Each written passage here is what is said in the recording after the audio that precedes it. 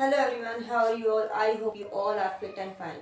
आज का हमारा जो टॉपिक है वो है साइकोलॉजी सीडीपी का, जो कि है सामाजिक विकास का सिद्धांत। इसे सामाजिक सांस्कृतिक विकास का सिद्धांत भी कहा जाता है। इसके अकॉर्डिंग लाइबोत्स्की के अकॉर्डिंग, यानी इनके सिद्धांत को, लाइबोत्स्की के सिद्धांत को सामाजिक सांस्कृतिक विकास का सिद्धांत भी कहा जाता है।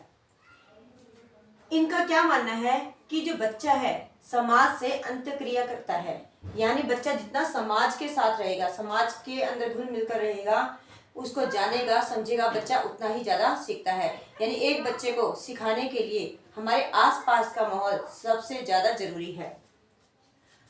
अब बच्चे के विकास में समाज संस्कृति का ही सबसे बड़ा योगदान है। लेव वाइगोत्स्की ने विकास की 3 अवस्थाएं बताई हैं। सबसे पहले है शिशुअवस्था। इस अवस्था में सीखने का जो दायरा है वो बहुत ही ज्यादा सीमित होता है, क्योंकि छोटा बच्चा है वो सिर्फ और सिर्फ अपनी माँ के कांटेक्ट में रहता है, ज्यादा से ज्यादा पिता के या फिर दादा दादी के। तो यानी जहां तक पॉसिबल है वो माँ के पास ही रहता है या फिर उनके कांटेक्ट में रहता है।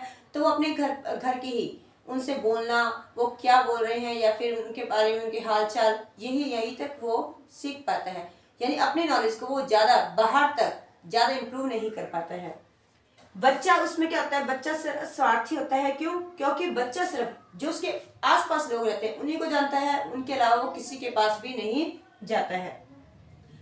उसके अलावा बच्चा सजीव और निर्जीव में अंतर बिल्कुल भी नहीं कर पाता है। सेकंड जो अवस्था है बाल्यावस्था। बाल्यावस्था में क्या है, बच्चा विद्यालय में जाता है, कुछ पढ़ता है, अपने साथियों से मिलता है, अपने टीचर से मिलता है। अब जब वो आता है तो उसे बहुत सारे लोग भी मिलते हैं, उनसे भी वो बातें करता है। तो यहाँ पर जो उसके सीखने का जो दायरा है वो थोड़ा सा बड़ा हो जाता है, थोड़ा सा बढ़ जाता है। यहाँ पर बच्चे को सीखने के लिए बहुत सारी चीजें मिल जाती है। उसका जो दायरा है उसके सीखने के लिए, उसकी संस्कृति के लिए, वो अपने आसपास के माहौल के बारे में सीख जाता है। नेक्स्ट है किशोर अवस्था। इस एज तक आते आते बच्चे का जो ग्रोथ है, बच्चे का जो डेवलपमेंट है वो बहुत ज़्यादा इंक्रीज हो जाता है। यहाँ पर बच्चा अपने एज के अकॉर्डिंग अपने ग्रुप में शामिल होते हैं। जैसे लड़के हैं वो अपने ही ग्रुप में ज़्यादा मस्त रहते हैं, अपने टोले के साथ ही घूमते हैं, वहीं पर रहते हैं। उनके खाने पीने का स्टाइल, उनके रहने का स्टाइल हर तरह डिपेंड करता है अपने आसपास के जो उनके फ्रेंड होते हैं उसके अकॉर्डिंग। यूं ही लड़के हैं, उनका भी जो है स्टाइल वगैरह जो भी होगा वो अपने ग्रुप के अकॉर्डिंग होगा।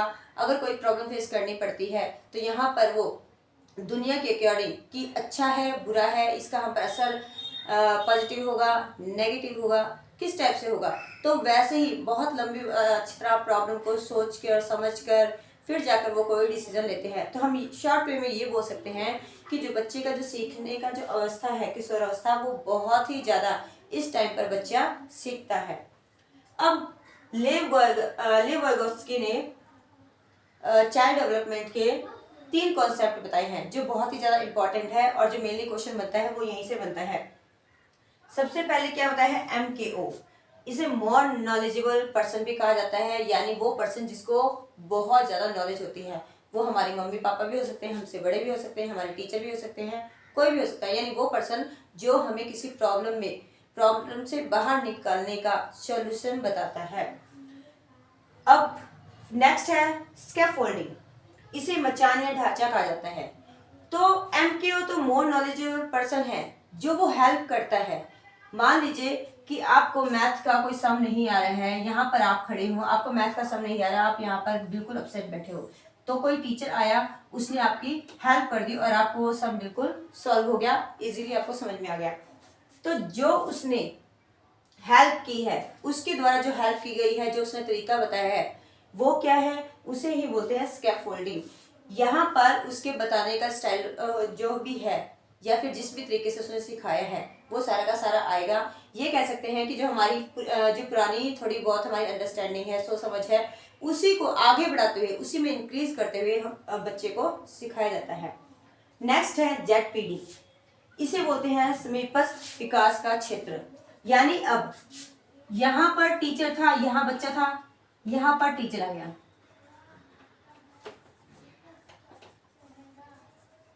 अब टीचर ने जो इसकी हेल्प करी, हेल्प करने के लिए जो भी उसने रूल रेगुलेशन बनाए हैं, जो उसने तरीका अपनाया है, जो भी वो बना है, उसे ही ZPD कहा जाता है। यानी हम ये कह सकते हैं इसमें इस कॉन्सेप्ट को सीखने के लिए 3 ही चीज इंपॉर्टेंट है। कौन है? एमक्यू, जो हमारी हेल्प करता है, यानी बहुत ही ज्यादा नॉलेजेबल पर्सन होता है। वो कोई भी हो सकता है, हमारे टीचर भी हो सकते हैं, हमारे पेरेंट्स भी हो सकते हैं, हमसे बड़े भी हो सकते हैं। उसके बाद जो हेल्प करने वाला होता है उसे स्कैफोल्डिंग कहा जाता है। और हेल्प करने वाले ने कौन सा तरीका अपनाया है, किस तरीके से उसे उसकी प्रॉब्लम को दूर किया है, ये सारा का सारा क्या होगा? जेडपीडी। उसके बाद यानी हम शॉर्ट में कह सकते हैं कि जो बच्चा है अपने आसपास के एरिया को, अपने आसपास के वातावरण में रहते हुए ही सब कुछ सीखता है।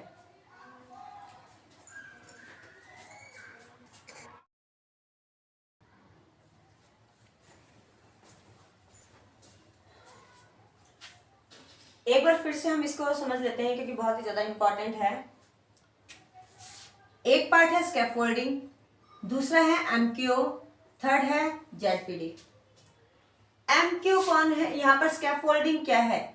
जब भी बच्चे को सिखाया जाता है, उसको सिखाने की जो प्रोसेस होती है उसमें कौन कौन से रूल, नियम या फिर किस तरीके से बच्चे को सिखाया जा रहा है, वो सारी की सारी एक्टिविटी होती है। यहाँ पर हम ये बोल सकते हैं कि एक तरह से स्टूडेंट बैठा है और उसे किसी भी चीज को सॉल्व करने के लिए प्रॉब्लम आ रही है, या फिर आप ये कह सकते हैं कि आपको कोई टॉपिक नहीं आता साइकोलॉजी में और वहां पर अभी आपको प्रॉब्लम फेस हो रही है।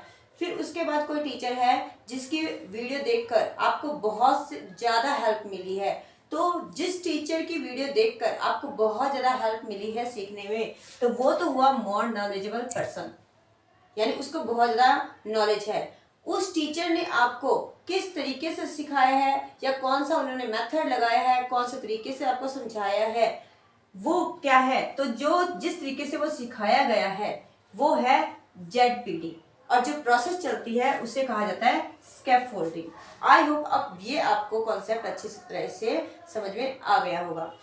अब जो लास्ट है, लेव वाइगोत्स्की ने सबसे ज्यादा इंपॉर्टेंस जो दी है वो भाषा विचार पर दी है। उनके अनुसार बच्चे का जो विकास होता है, बच्चा जो सबसे ज्यादा सीखता है वो भाषा और चिंतन है। उसके संज्ञानात्मक विकास में भाषा और चिंतन का बहुत ज्यादा इंपॉर्टेंट रोल है।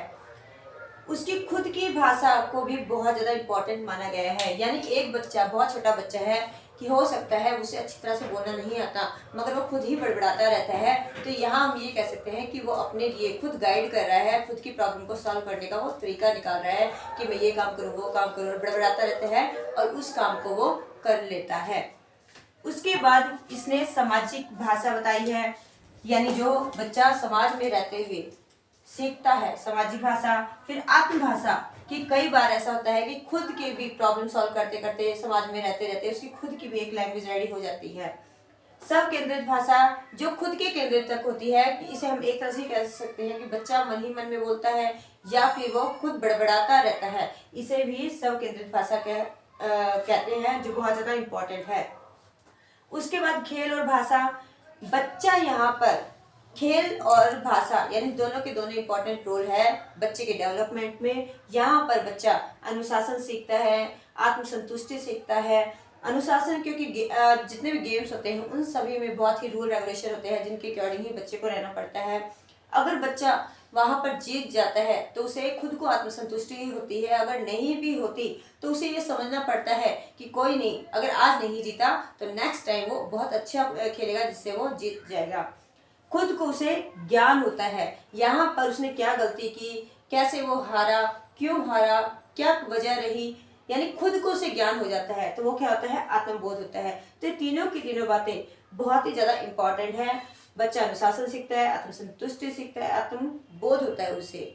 आई होप आपको ये टॉपिक अच्छे से समझ में आया होगा। फिर भी कोई डाउट रहता है तो आप हमें कमेंट कर सकते हैं। उसके अलावा आप हमारी वीडियो को फिर से देखकर अपनी प्रॉब्लम को दूर कर सकते हैं।